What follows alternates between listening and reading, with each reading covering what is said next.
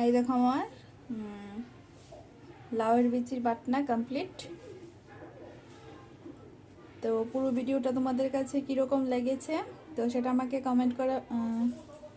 Comment করে অবশ্যই জানাবে। ওকে, টাটা, বাই বাই। আর আমার হাই গাইস, তো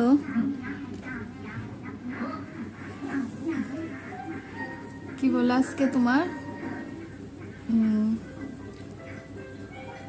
লাউয়ের বীজের রেসিপিটা দেখানোর পর তারপর তোমাদের সাথে আর কথা হয়নি, কারণ আজকে শরীরটা ভীষণ ভীষণ খারাপ তার জন্য।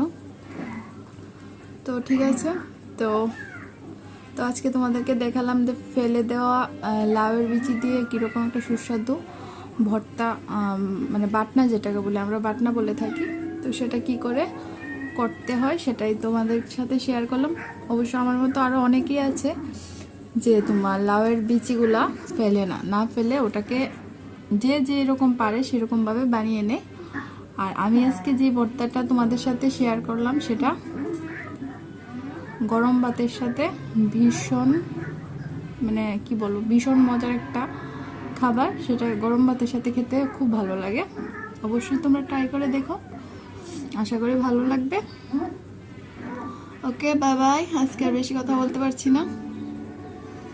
ভালো থেকো, সুস্থ থেকো। আর আমার চ্যানেলটা যদি ভালো লেগে থাকে অবশ্যই সাবস্ক্রাইব করো অ্যান্ড কমেন্ট করে জানিও যে আজকে রেসিপিটা তোমাদের কাছে কীরকম লেগেছে। আর লাইক করতে ভুলো না।